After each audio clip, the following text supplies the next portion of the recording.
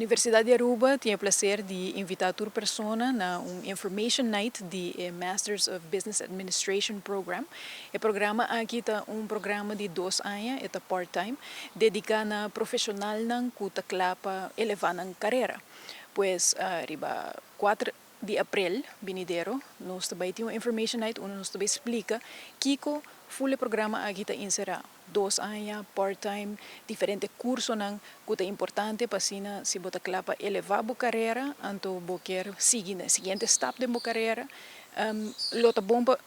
bem programa assim aqui, para sobre o botim curso na maneira innovation and entrepreneurship, curso na maneira strategic management, leadership, marketing and social media, diferente curso na que é importante para assim boa tomar o seguinte step de boa carreira. O programa aqui está programa que eu guardo realizar de uma colaboração com nós com a University of South Carolina, onde nós temos diferentes professores internacionais que também visitam Aruba, Turaya, para assim duna o curso aqui, tá profissional kuting diferente publicação acadêmico, diferente book atrás com diferente companhia grande no exterior, não somente na América, pues é importante para assim nós temos uma colaboração não somente de professor, mas também de estudante, pues estudante também de diferente sector da comunidade, nós estamos de private e public sector e nós estamos de entrepreneurs, pues simplesmente profissional que está claro para seguir na carreira profissional que vai o seguinte step. O programa aqui está ideal para assim por den 2 anos obter o MBA e seguir com a carreira. Sim, dor que nós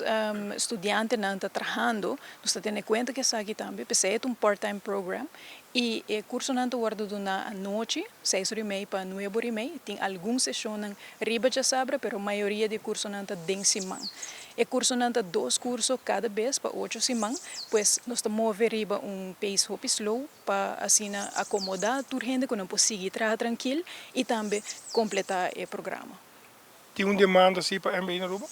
Tem demanda grande, porque nós pedimos também para bem a information night, para assim compreender o que é requisito.